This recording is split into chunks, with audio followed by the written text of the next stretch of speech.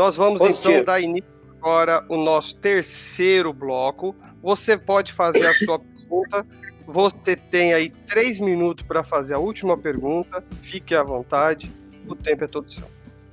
Senhor Alexandre, livro do profeta Isaías, capítulo 63, nos fala sobre o segundo advento de Cristo, a segunda vinda. Quem é este que vem de Edom, de Bósra, com as vestes tintas? Este que é glorioso em sua vestidura, que marcha com a sua grande força. Eu que falo em justiça, poderoso para salvar. Por que está vermelha a tua vestidura e as tuas vestes como a daquele que pisa uvas no lagar? Eu sozinho pisei no lagar, e dos povos ninguém se achava comigo. Eu os pisei na minha ira, eu os esmaguei no meu furor, e o seu sangue salpicou as minhas vestes, e manchei toda a minha vestidura. Porque o dia da vingança estava no meu coração, e o ano dos meus redimidos é chegado. Ou seja, quem é este que vem de Edom? Porque Cristo, em seu segundo advento, viria sobre a cidade, sobre a região de Edom e Moabe, em Bósra. Porque Deus teria grande sacrifício, grande matança, como fala Isaías, capítulo 34 também, que a espada do Senhor tinha grande sacrifício em Bósra, na terra de Edom. E Apocalipse também, capítulo 20, nos fala de Cristo vindo com as suas vestes salpicadas de sangue. E Zacarias, capítulo 12, nos fala, no versículo 7, e o Senhor primeiramente salvará as tendas de Judá, para que a glória da casa de Davi e a glória dos habitantes de Jerusalém não sejam exaltadas acima de Judá. Como isto aconteceu no ano 70? Acerca da segunda vinda de Cristo. Como essas informações, esses detalhes, a promessa de que Cristo viria sobre Edom para salvar primeiramente as tendas de Judá, né? E como tudo isso aconteceu no ano 70? Alexandre, você está aí? Você tem aí 5 minutos para fazer a sua resposta. Fique à vontade, o tempo todo seu, pode começar. Vamos lá, cara. Por que tudo isso se cumpriu antes do ano 70? É simples, cara, né? O que acontece? Jesus Cristo, ele vem... Jesus Cristo, primeiro ele vai falar, né, o seguinte, para a mulher cananeia. A mulher cananeia chega perto para ele e pede para curar a filha dela, e ele chega para a mulher cananeia e fala o seguinte, eu não fui enviado, senão as ovelhas perdidas da casa de Israel. E depois ele vai falar ali para os 70 discípulos, pregue somente para Israel, pregue somente para os de dentro. É necessário, primeiro, que o evangelho seja pregado para os de dentro. Isso por quê? Porque precisava se cumprir as 70 semanas de Daniel, que se deu ali ao ano 34 com a morte de Estevão, os 490 anos literais. Para depois, sim, que se cumprisse isso, onde Jerusalém seria sentenciado ali no ano 34, viria aí a plenitude dos gentios. Beleza? Então, isso antes, as 70 semanas de Daniel, antes, de forma literal, ela é cumprida ali no ano 34 depois de Cristo, terminando ali os 7 anos, tá? Metade de uma semana com Jesus Cristo pregando o evangelho para Judá. Por quê? Porque esse evangelho iria fazer o julgamento, como a casa de Judá recusou Jesus Cristo, matando eles e matando os profetas, veio o assento de contas no ano 34 com a morte de Estevão, que foi o último a tentar levar o evangelho para a casa de Judá, para os judeus, e eles recusaram. E depois a gente tem Jesus Cristo mencionando isso para aquela geração ainda, que está em Mateus capítulo 23, versículo 13, ele vai dizer o seguinte, ai de vocês, mestres da lei e fariseus hipócritas, pois vocês fecham a porta do reino do céu para os outros, mas vocês mesmos não entram e não deixam que ninguém entre, né? Aí depois a gente vai mais adiante. Aí ele vai falar aqui, ó.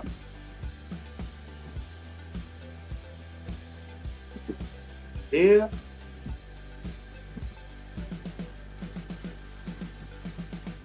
Deixa eu pegar aqui no versículo 29. Ai de vocês, mestres da lei e fariseus hipócritas, pois vocês fazem túmulos bonitos para os profetas e enfeitam os monumentos das pessoas que viveram de modo correto. E dizem, se tivéssemos vivido no tempo dos nossos antepassados, não teríamos feito o que eles fizeram, não teríamos matado os profetas. Olha só quem é que mata. Assim vocês confirmam que são descendentes daquele que mata os profetas. Portanto, vão e terminem o que eles começaram.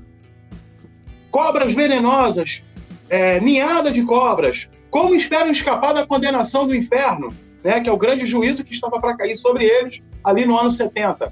Pois eu lhes mandei profetas, homens sábios e mestres. Vocês, cadê? Pois eu lhes mandei profetas, homens sábios e mestres. Vocês vão matar alguns, crucificar outros, chicotear ainda outros nas sinagogas. E não existe nenhuma sinagoga aqui no dia de hoje. Sinagoga era aquela que estava de pé lá no ano 70. Antes do ano 70, né? Crucificar outros, chicotear ainda outros nas sinagogas e persegui-los de cidade em cidade. Que cidade? Aqui no Brasil? Japão, Argentina? Não, pô. Cidade lá de Jerusalém, lá, Israel. Por isso castigará vocês pela morte de todas as pessoas inocentes que os antepassados de vocês mataram, desde a morte do inocente Abel até o sangue de Zacarias. Eu afirmo a vocês que isto é verdade. Preste atenção que ele vai falar no versículo 36. O castigo por tudo isso cairá sobre o povo de hoje. Na outra versão está nessa presente geração. Que não é hoje, século 21. Não tem lógica. Depois Jesus termina dizendo: Brasil, Brasil, que mata os profetas. Vê se é isso que está escrito aí, ô Efes. Vê se não é Jerusalém. Jerusalém, Jerusalém, que mata os profetas e apedreja mensageiros que Deus lhe manda. Quem é que foi apedrejado? Não foi Estevão, no ano 34? Não foi Jesus Cristo que falou assim, eu tenho que sair desse templo porque não chegou a minha hora, porque queriam apedrejá-lo também lá no templo. Então, é por isso, meu mano. Jerusalém e Israel é simplesmente cai o juízo sobre ela porque eles mataram os profetas. O motivo é esse. Efeson, você tem 5 minutos para fazer a sua réplica. Fique à vontade, o tempo é seu. Senhor Alexandre, eu vou tentar o mais resumidamente tratar sobre esse tema. Quando se trata sobre a destruição de Jerusalém no ano 70, tudo se cumpriu de forma literal. E nós concordamos, tudo se cumpriu conforme a palavra de Deus nos ensina. Agora, quando nós citamos versículos referentes ao segundo advento de Cristo, nós queremos informações literais sobre eles também, como estes eventos, como estas informações, esses detalhes se cumpriram no ano 70. E os senhores negam a literalidade desses eventos no ano 70. Quando se trata dessas informações, vocês começam a espiritualizar, vocês começam a trazer símbolos e outros significados. Por que que as informações sobre a queda da cidade de Jerusalém e a destruição do santuário são literais, são possíveis, é algo compreensível, algo que se cumpriu no passado, realmente, algo que nós não temos dúvidas. E quando nós entramos, aprofundamos em outros detalhes, em outras informações, como eu citei, Jesus vindo sobre Edom, sobre Bósra, em seu segundo advento, Jesus com a sua vestidura, poderoso para salvar, ali manchando as suas vestes de sangue, né, anunciando o ano dos seus redimidos, o dia da vingança.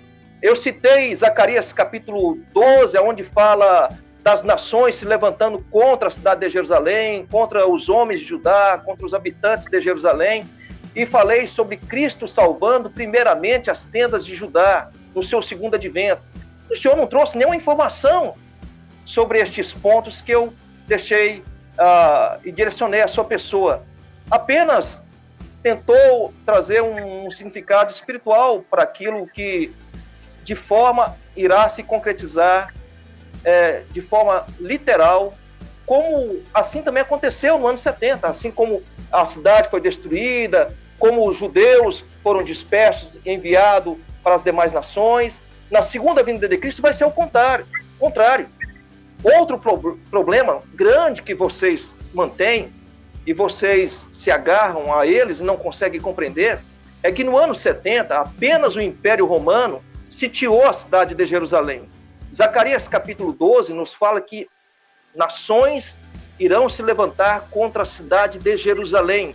Deus fará de Jerusalém um cálice de tontear, uma pedra pesada contra todas estas nações, contra todos estes povos. Quem tentar contra ela será despedaçado. E Cristo irá auxiliar os homens de Judá e os habitantes de Jerusalém. No ano 70 foi totalmente o contrário. Israel foi arrasado, foi lançado fora da sua terra. Então essas informações, esses detalhes, né, essas divergências que o Senhor deveria explicar. Como eu citei Jesus em Edom, na região de Moabe, eu estou falando sobre a fuga da mulher vestida de sol. É Israel, nos últimos dias, que estará buscando abrigo naquela região, em Edom, Moabe, ali na proximidade da antiga cidade de Bósra. Israel estará ali, buscando refúgio, escondendo da fúria e da perseguição do anticristo. E quando o anticristo cercar aquela região, Cristo virá até aquela localidade, salvará primeiramente as tendas de Judá e virá até Jerusalém, aonde irá auxiliar os homens de Judá, os habitantes de Jerusalém, descendo sobre o Monte das Oliveiras. Esta é a segunda vinda de Cristo. Isto é Bíblia, isto há de se cumprir. Isto jamais aconteceu na história, jamais aconteceu na história. A Bíblia descreve, eu não estou vendo meu tempo, eu não sei se meu tempo já encerrou, Ronaldo. Ainda não, né? Não, pode continuar. Pois é. A Bíblia fala da fuga de Israel nos últimos dias. A Bíblia dá os detalhes para a região onde ela vai estar buscando abrigo. Ela será protegida, como eu citei. Ela ficará 1.260 dias fora da vista da serpente, recebendo proteção de Deus naquela região. E jamais sendo despedaçada, destruída, como foi os judeus no cerco de Jerusalém no ano 70. Então, eu gostaria, no nosso diálogo, era ouvir estas verdades, receber estas informações, né? Como isso aconteceu no ano 70. O Alexandre agora, né, vai ter a sua última participação aí, sua terceira pergunta. Fique à vontade, o tempo é todo. Me explica o seguinte, ô Everson. Eu vou fazer uma pergunta, já ao mesmo tempo respondendo, tá? Essa última pergunta que você me fez aí, que para você eu não deixei claro para a galera, tá? A pergunta que eu vou fazer é a seguinte. Se você acha, né, que Jesus Cristo tem que vir para poder fazer uma guerra literal, cara, com o anticristo, né? Jesus Cristo vinha voando num cavalo, segundo aí a doutrina de Margaret MacDonald, o dispensacionalismo, né? Como muitos acreditam aí. Então me explica, por que Jesus Cristo vai falar para Pilatos que o reino dele não é desse mundo e ele vai pedir para Pedro guardar a sua espada e não cortar a orelha do oficial Malco do templo e falar que com a espada que pega é a mesma para esfaquear alguém, né, para enfiar em alguém, por essa mesma espada será ferido. E por que, por exemplo, Oséias vai profetizar que quando ele viesse, ele não iria brigar, não iria ter briga com arcos, com espada, com lança, não iria precisar de cavalo. Nenhuma nação iria lutar contra a outra. Nenhuma nação iria guerrear contra a outra, porque é isso que está na profecia. Então, se é literal Jesus Cristo vir sobre as nuvens do céu para poder fazer um grande Armagedão aqui nesse mundo físico, me responde, cara. Por que Jesus Cristo iria fazer isso? Será que Jesus Cristo ele iria se contradizer com ele mesmo? Diga para mim aí. Everson, você tem 5 minutos para você fazer a sua resposta. O tempo é todo seu. Fique à vontade. Pode começar. Bom, senhor Alexandre, eu creio que é só apenas informações, né? Está havendo um pouquinho de equívoco acerca da sua visão relacionada ao nosso posicionamento.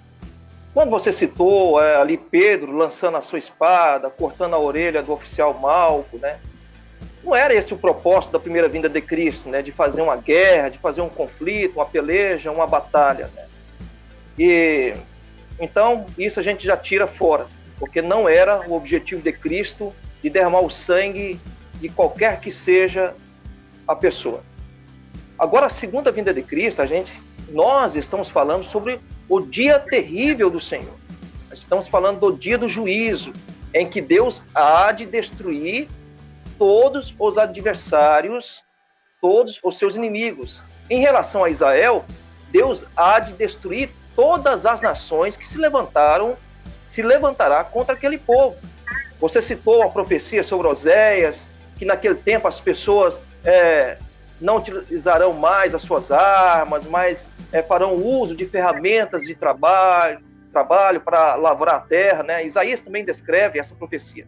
Isso aí se fala, sem sombra de dúvida, sobre o reino milenar. Durante o período do reino messiânico de Cristo sobre a terra, não haverá mais guerras, né? Os homens guardarão as suas armas, guardarão os artefatos de combate, as suas bombas, os seus veículos de combate, e utilizarão outros instrumentos para o progresso, para o sustento da sociedade, para benefícios do ser humano. Então, eu creio que é só um pouquinho mais de informação sobre esses detalhes, né? Agora, se tratando da segunda vinda de Cristo, muito sangue será derramado, tanto que as vestes de Cristo estão salpicadas de sangue. Pessoas serão mortas no vale do Armagedon, ali no vale de Esdraelon. A batalha do Armagedon, muitas pessoas serão ceifadas. Muitas pessoas perderão as suas vidas. Zacarias, capítulos 12, 13 e 14, nos fala, tanto do lado do exército, do vasto exército anticristo, pessoas sendo mortas, como também do lado dos habitantes de Judá e dos homens de Jerusalém. Zacarias capítulo 13 fala que uma parte deles serão exterminados, uma parte dos habitantes de Jerusalém serão mortos. Zacarias capítulo 14 fala das mulheres sendo abusadas sexualmente, sendo forçadas, sendo violentadas. Ou seja, coisas terríveis irão acontecer, pessoas perderão suas vidas.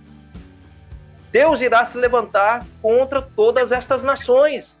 Ou seja, obviamente que nesta ação de Deus, seres humanos não terão a mínima condição de se manter de pé diante da grande força, do grande poderio de Cristo. Também essa é a minha resposta à sua pergunta. Eu creio que é só um pouquinho mais de informação acerca desses pontos, porque na primeira vinda de Cristo, certamente não haveria derramamento de sangue algum, não era este o objetivo. Agora, se tratando do segundo advento de Cristo, a sua segunda vinda, pode esperar muito sangue pelo chão. O nosso amigo Alexandre, você tem 5 minutos para sua réplica, fique à vontade, o tempo é todo seu. Ô, meu mano Éfeso, não tem como trazer isso para os dias de hoje, cara. Por quê? O que acontece? Você fala que só existiu o Império Romano. E ali está falando das nações que seriam destruídas. Mas as nações não foram destruídas não, cara, porque não foi só o Império Romano que lutou contra Jerusalém. Foram várias. As nações que está ligada ali a Apocalipse capítulo 17, né, que faz uma tipologia tanto aos chifres do Império Romano como às nações que lutaram contra Jerusalém. Temos ali Egito, Assíria, Babilônia... A gente está falando de um dia. Oi? Pode continuar sua resposta. Vou zerar o seu tempo. Já fechei o microfone dele. Você pode voltar aí e começar do zero a explicação, por favor. Você tem 5 minutos. Então, o que acontece? Aí você citou o livro de Zacarias, mas quando que Zacarias foi escrito? Aproximadamente 520 anos antes de Cristo, pô. Não tinha vindo ainda praticamente aí a Medo-Pérsia, Grécia, ela não tinha vindo, e aí elas não caíram? Essas foram as nações, pô, que foram destruídas. Não foi só o Império Romano. A época do Império Romano ali era a época de Jesus Cristo. A época do primeiro século ali, né? Do Império Romano. Então, já tinha caído. Agora, uma outra coisa que a gente tem que analisar é o seguinte. Jesus Cristo ele vai falar em Lucas, capítulo 21, né, o seguinte. Lucas, capítulo 21, ele vai falar o seguinte. Versículo 20. Cadê aqui? Jesus disse ainda: quando vocês virem a cidade de Jerusalém cercadas por exército, fiquem sabendo que logo será destruída. Né? Aí ele pede, no versículo 21, para eles fugirem para a Judéia, justamente para não poder, né? Certamente para não poder morrerem ao fio da espada pelo próprio Império Romano. Correto? Versículo 22 ele vai dizer: porque aqueles dias são os dias de castigo. O castigo era para quem? Era para Jerusalém ou é para nós brasileiros aqui nos dias de hoje? Tem que analisar. Aí vai estar vírgula, e neles acontecerá tudo o que as escrituras sagradas dizem. Se aqui na própria passagem está falando que seria cumprido tudo que está escrito nas escrituras sagradas por parte dos profetas, o que teria para se cumprir aqui nos dias de hoje? Não teria lógica Jesus Cristo falar isso. Aí ele vai falar, ai das mulheres grávidas, das que ainda estiveram amamentando naqueles dias. Quem lê o livro de Flávio Josefo aí, vai entender perfeitamente aí que naquela época lá as mulheres tinham que comer os seus próprios filhos por causa da opressão do Império Romano, principalmente por parte de César Nero, que foi um dos maiores genocidas da época, e o Domiciano. Temos isso lá, na história de Flávio Josefo. Aí depois aqui a gente tem no versículo 23 de Lucas 21, vai estar escrito o seguinte, aliás, no versículo 24, desculpa, está escrito o seguinte, ó, muitos serão, futuro, hein, mortos a espadas. Agora vamos refletir. Qual é a nação aqui nos dias de hoje que faz guerra a fio da espada? Essa é a minha pergunta. Tem as guerras que existem hoje, na própria Israel que está aí, que foi criada pela ONU, são guerras por meio de armas de fogo, pô. Então não faz sentido nenhum querer trazer isso aqui para os dias de hoje. Essa grande batalha do Armagedão, né, que é o mesmo exemplo ali de Gog e Magog, lá de Ezequiel 38, é simplesmente o Império Romano. O Império Romano trazendo um cerco sobre Jerusalém, pô. Jesus Cristo vir sobre as nuvens do céu não é literal, não tem como ser literal. É uma figura de linguagem fazendo a representação dele trazendo juízo e justiça sobre Jerusalém. Deus sempre fez isso, desde a época da Antiga Aliança. Fez isso com o Egito, fez isso com a Síria, fazendo com que o rei da Síria deportasse todas as nações. Quem lê, por exemplo, aí, o livro...